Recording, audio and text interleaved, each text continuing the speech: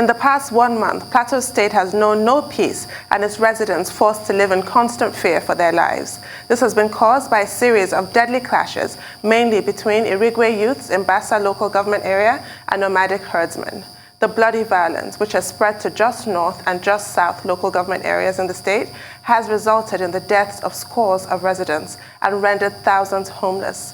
This has gone on despite the curfews imposed by the state government on the 3 affected local government areas and attempts to stem the attacks and subsequent reprisals. To bring us up to speed on what the authorities are doing to restore peace in the state, we're now being joined from Jos by the duo of Dan Mangjang, Plateau State Commissioner for Information, and Ezekiel Bini, National President, Irigwe Development Association. Good morning, gentlemen, and welcome to the morning show. Good morning. Well, good morning. Good morning, Nigeria. Good morning, Rise Television. Well, Honorable Commissioner, maybe we should start with you, Dan Mangjang. What's the truth about the situation in Plateau State? Is it true, although we hear that the state government has denied it, that the state House of Assembly has been sealed off, and that there are attempts by members of the State House of Assembly to move against the governor, Governor Simon Lalong? What is the exact situation? Where does the state government stand in this matter?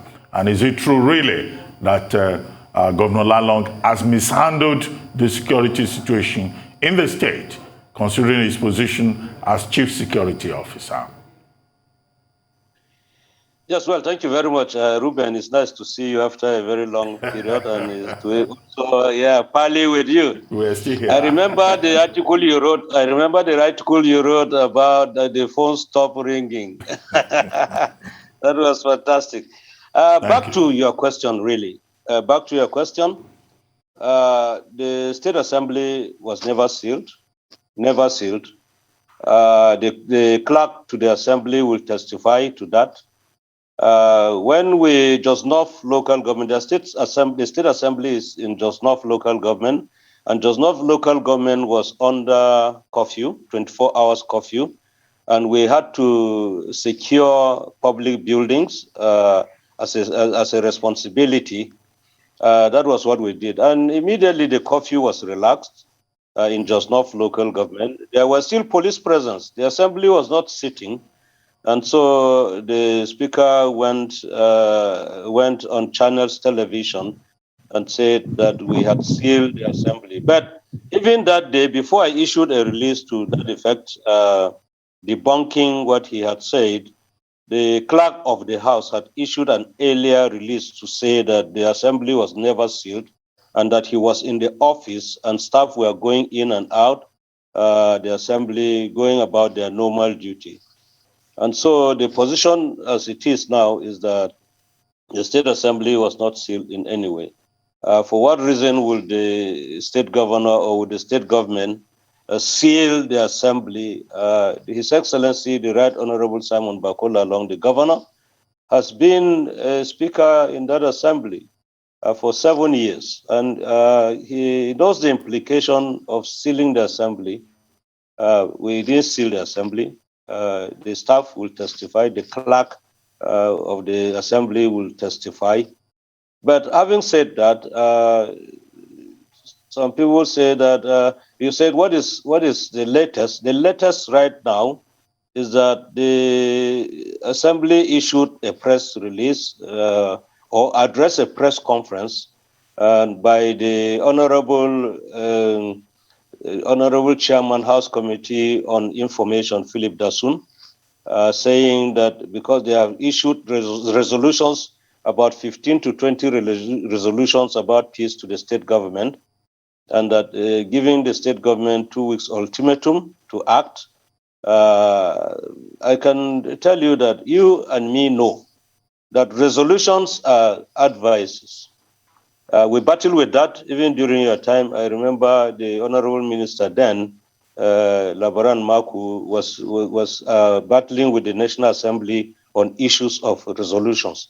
Resolutions are advices. And we didn't have to wait. I have said it many times. We didn't have to wait for an ultimatum of 2 weeks to secure the peace on the plateau. If we can secure the peace as immediate as possible, we will do it. We don't have to wait for the ultimatum of the assembly. But the situation as it is now, yesterday the APC on the Plateau sat down, APC members of the Plateau State House of Assembly, Executive Council, that is commissioners, the governor, elders, and stakeholders of the APC sat down. We looked at issues dispassionately, and even members of the National Assembly, including senators and the Deputy Speaker House of Representatives, we sat down and we took a resolution yesterday passing a vote of confidence on His Excellency, the Governor of Plateau State. Matters have been resolved. The majority leader of the House of Assembly, Honorable Nanlong Daniel, moved the motion for a vote of confidence on the governor. And it was seconded, surprisingly seconded, by Honorable Philip Dasun, the House Committee Chairman on Information, who had addressed a press conference about 72 hours back, saying that they are giving an ultimatum to the governor to act. And so that is the position that we are right now, that from ultimatum, now I think, Ruben, you need to write a story from ultimatum to vote of confidence. That will make for a very good article. We are one house united on the Plateau in the APC as a family. That is where we are. And we continue to pursue matters of peace on the Plateau. We continue to dish the dividends of democracy to Plateau people. That is the latest, and that is where we are, sir. Well, Ezekiel Bini, my question is for you. Do you share in that confidence that has been expressed in the governor's ability to restore peace to Plateau State as you count the cost of what's been dubbed the Irigwe massacre? All right, thank you very much. Just as it was being introduced, I'm the national president, Irigwe Youth Movement, not the Irigwe Development Association. So I just want to correct that. The Commissioner of Information have made some more statements concerning the happenings in Plateau. Well, I can't make much contribution on that matter because it has to do with the legislative and executive. But I'm representing a community which I will talk more on what is happening in my own community. I think I will feel free, and it will be more better for me to speak on what is happening to my community than what the Honorable Commissioner have made mention. Are you with me? Yes, go ahead. All right. Irigwe chiefdom have been suffered so many attacks for the past 1 month. We have been passing through a lot. And on a serious note, on the part of the government, we felt that the government, we feel dejected. We feel that the government was not that too proactive on our own side. So we after, the attack has been going on, series of attack has been going on. And within this period of attack, there was no any presence of security there. Even the Mopol that were there, when you ask them, they tell you that they have not been given order. Even when people were being killed, houses were being burned, they tell you that they have not been given order.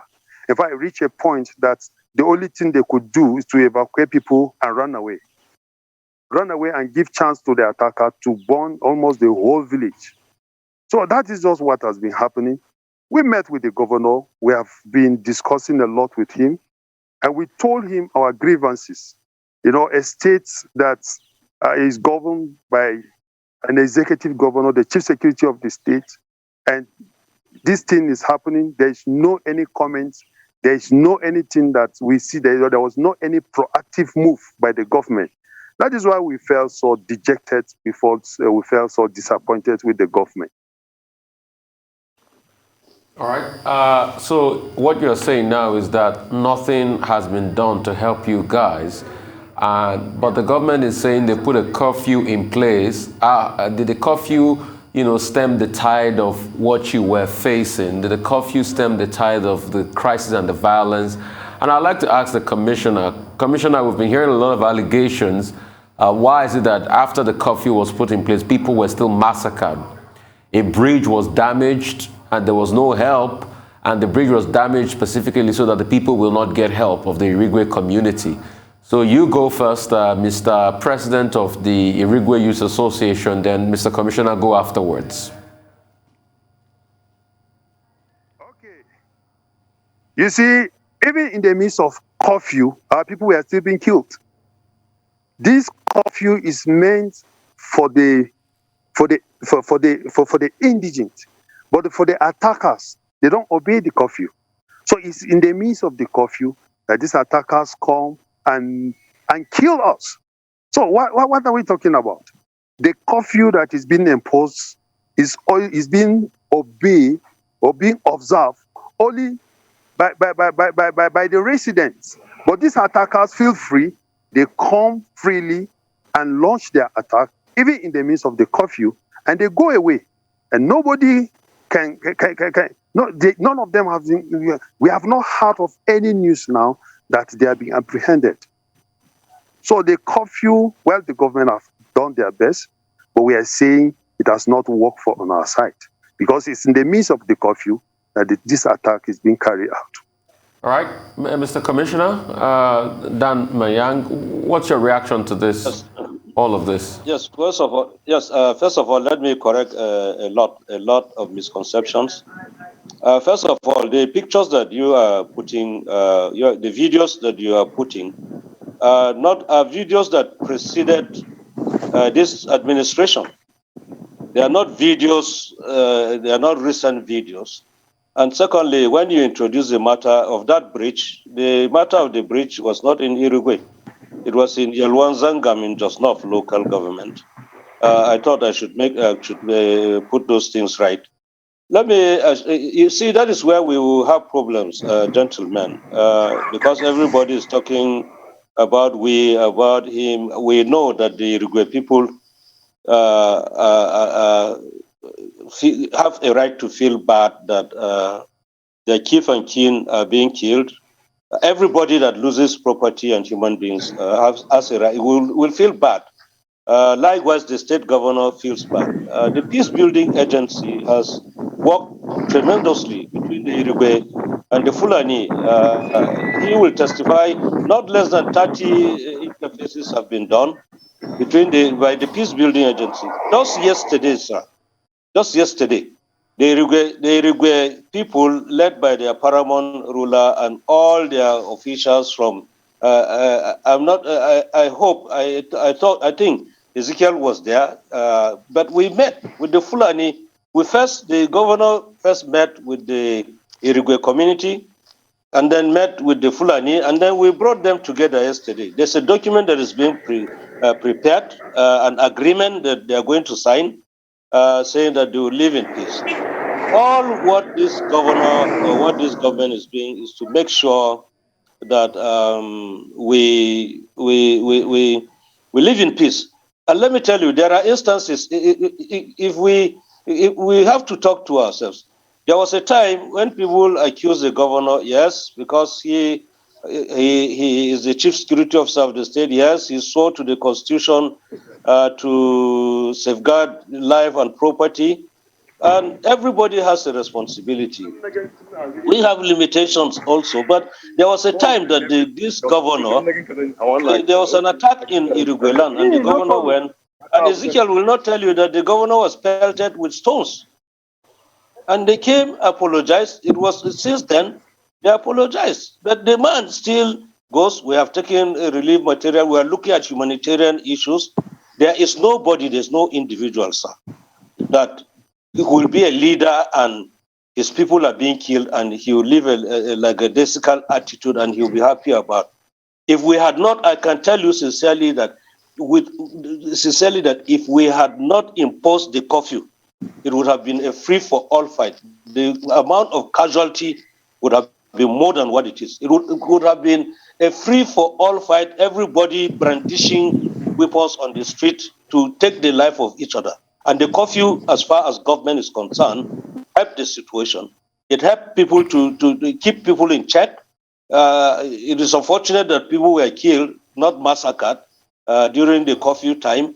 It kept people in check, and it also gave the security the opportunity to take charge, to occupy these areas in question.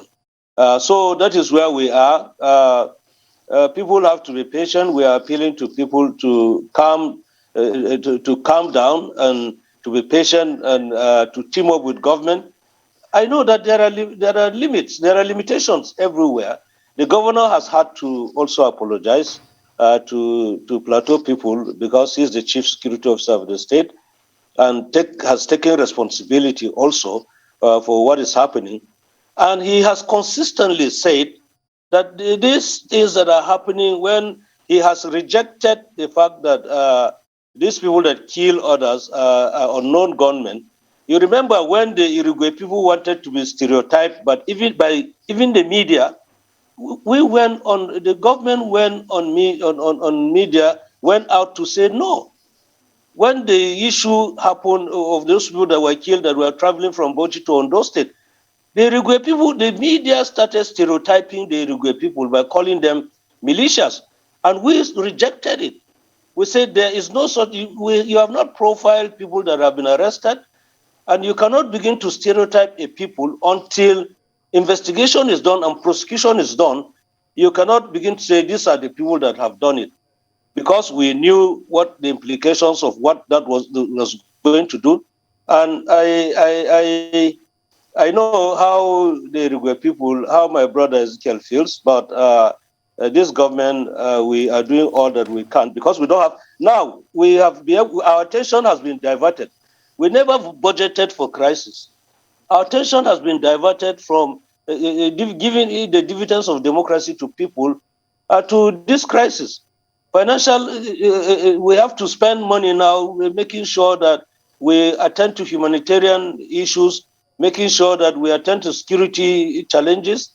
And so I will only pacify our brother to make sure that the peace process, the document that is being prepared, that they will be sincere. The Irigwe people and the Fulani people will be sincere to that document at the time that they would sign it. And the governor has told them to expedite action so that the document will be made available. And the document is going to be signed in Irigwe land. So that everybody, at the end of the day, people are going to be held responsible if they don't obey the document. Well, gentlemen, we're running out of time. We have just a few minutes to go, just about 3 minutes. If you can respond in just 1 minute each. It's not only the Irigwe people that are affected. The Beron people are also complaining. The Anaguta people are also complaining. But the Save Middle Belt Nigeria group is saying, and it's noteworthy that Honorable Commissioner, you brought up the issue about the Fulanis. The Save Middle Belt Nigeria is saying, oh, the bigger problem is about Fulanis trying to seize the Middle Belt entirely, not just Plateau, and take land away from people in Basa, in Irigwe, and in other parts. Is this the case? And what do you recommend as persons who are involved as the way forward to ensure peace on the Plateau? Go first, Ezekiel Bini. But be brief, please. Hello? Hello, maybe Honorable Commissioner, if you can hear me, please. Are you hearing? Yes. Are you hearing me now? Yes, please. All right, let me just respond to what the Commissioner have said now.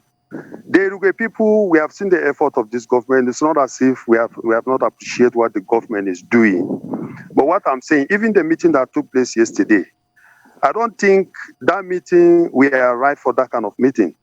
Because now our people are traumatized, properties were being destroyed, and you call us for dialogue.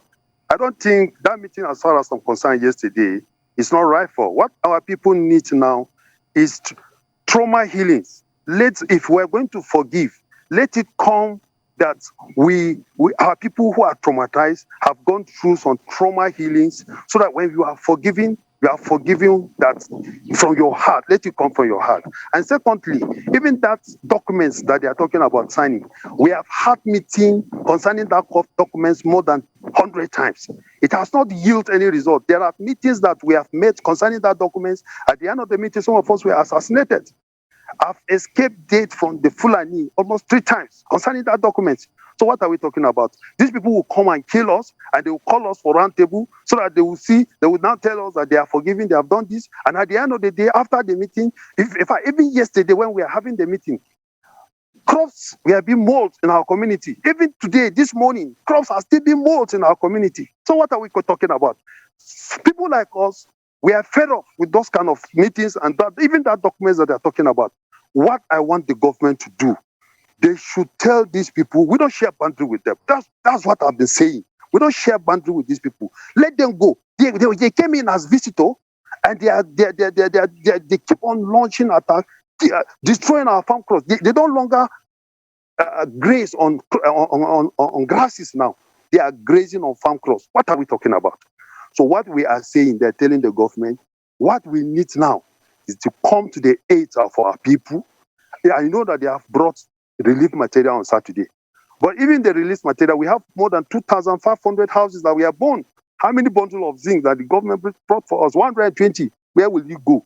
That's what we are saying. So if we let justice, we should let justice prevail. That's what we are saying. Those people that we are arrested, they should prosecute them. They should arrest those ones that we arrest. They should prosecute them and arrest more perpetrators who committed this act, so that the Irigwe man will have that confidence and say, Ezekiel, yes, we have seen what they are doing. Ezekiel, if you could just allow the commissioner to say something in 30 seconds, and then we'll wrap this up. It's okay, sir. Yeah. Well, as a matter of fact, it is said that on easy lies the head that wears the crown.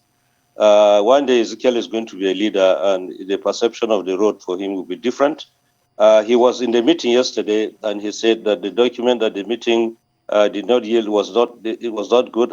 He would have raised the issue and then probably stage a walkout. This is part of the reason why it will be difficult for us to get a truce if we think like this. Honorable Commissioner, it's really rather very unfortunate. Honorable Commissioner, we seem to have run out of time, but we would like to thank both you and Ezekiel for joining us to give us an update on the situation in Plateau State.